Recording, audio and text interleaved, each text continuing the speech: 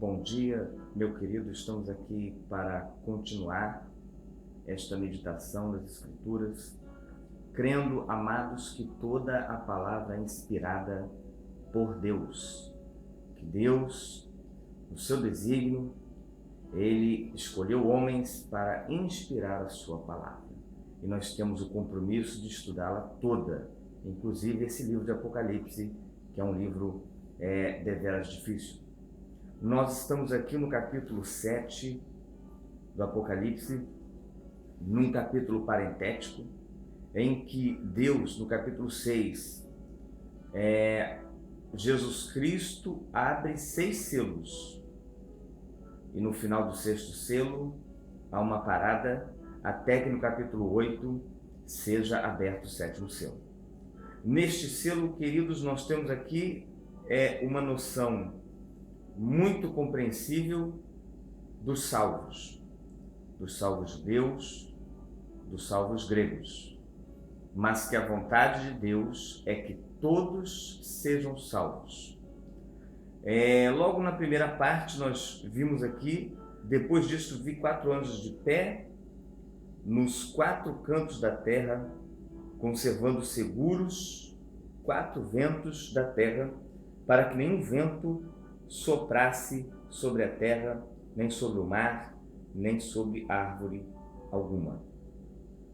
Eu quero aqui destacar, amados, que Deus está no controle da terra, que tem anjos do Senhor controlando os ventos da terra, que a liberdade que Deus dá à sua criação, enquanto a terra gira na imensidão vasta do universo, não retira de Deus o controle, porque no momento em que Ele deu a liberdade, como um relojoeiro que faz um relógio, coloca-o para funcionar, e durante anos aquele relógio pode funcionar sem que o relojoeiro intervenha, mas ele pode intervir a qualquer momento.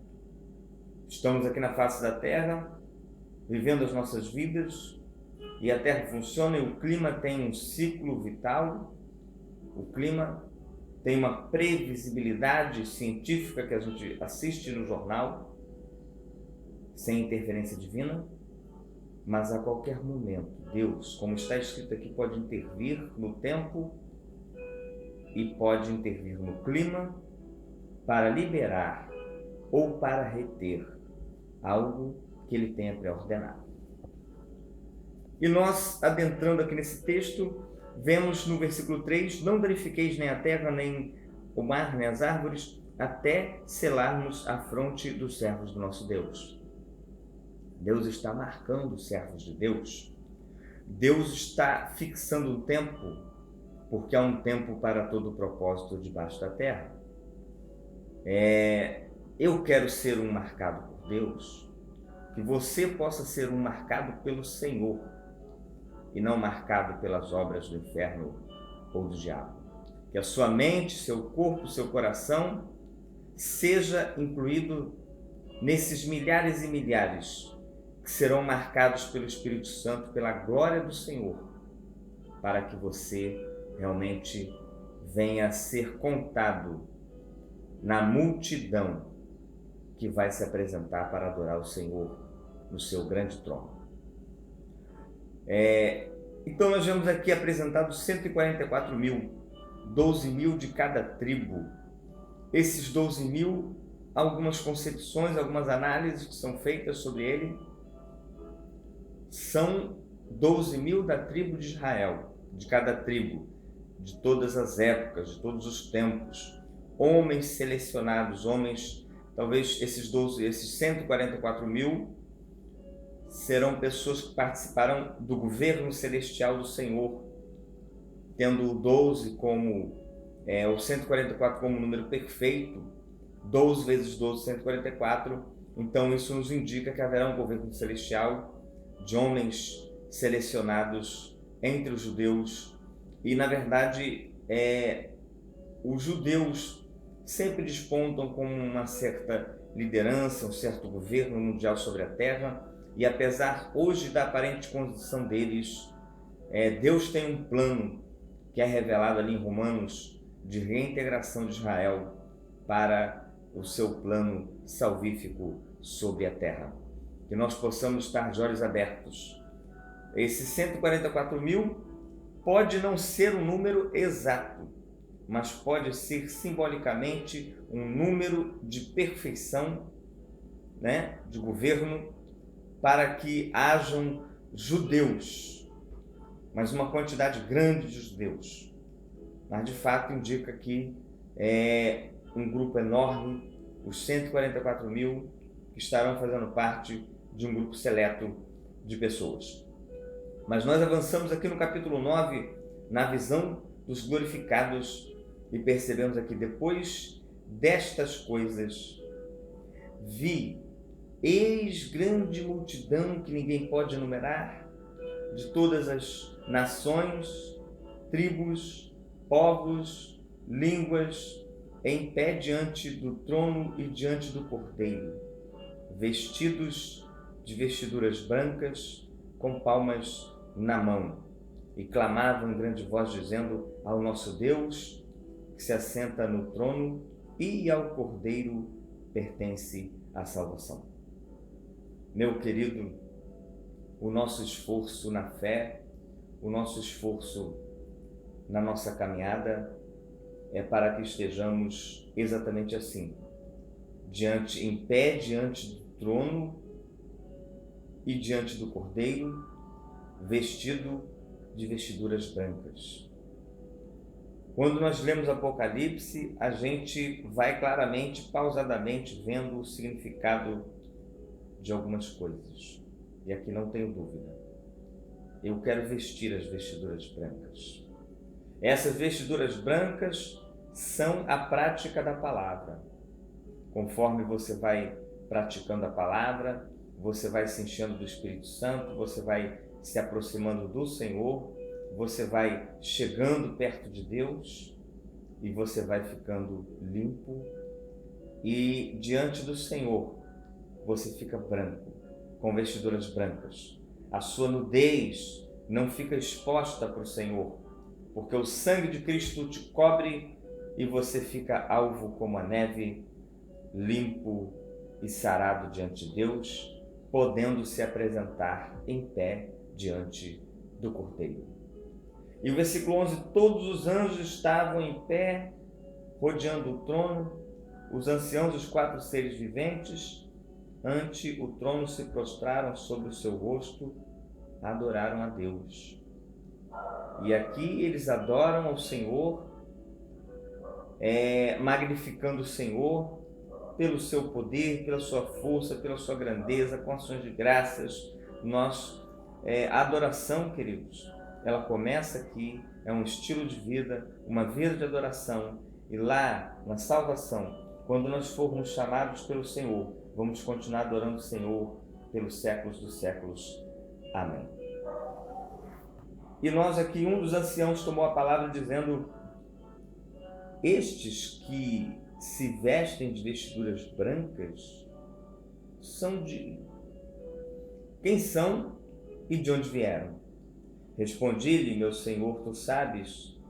Ele então disse: são os que vêm da grande tribulação, lavaram suas vestiduras e as alvejaram no sangue do Cordeiro. Olha aqui, queridos, nós vamos passar por uma grande tribulação. Haverá uma grande tribulação.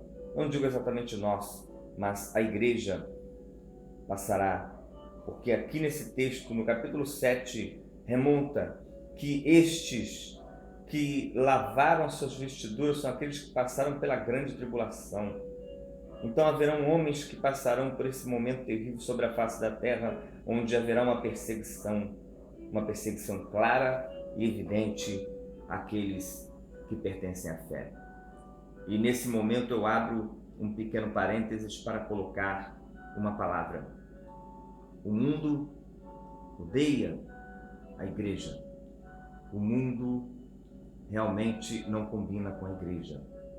Se nós escolhemos Cristo e a santidade, o caminho que percebo hoje pelo contexto geopolítico mundial é que o ódio aos cristãos vai sendo semeado. e nós somos vistos como separatistas, individualistas, preconceituosos. A visão sobre os cristãos fiéis vem sendo construído de uma forma muito ruim, né? Nós nos posicionamos claramente contra o homossexualismo porque a Bíblia nos respalda para isso, e a ideologia LGBT vem, na verdade, sendo aceita em todo o mundo.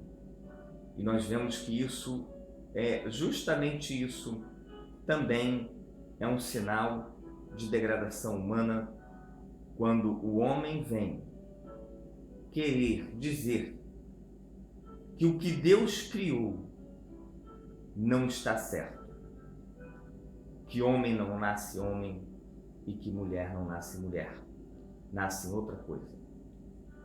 E nós vemos também que ideologias, pensamentos colocam sobre o cristianismo a culpa de muitos males, se não todos os males e guerras, o que na verdade não é verdade, mas quando você analisa do ponto de vista da ciência que alguns colocam, como a história, geografia, sociologia, filosofia, antropologia, eles concluem, sim, que nós cristãos é que começamos muitas guerras.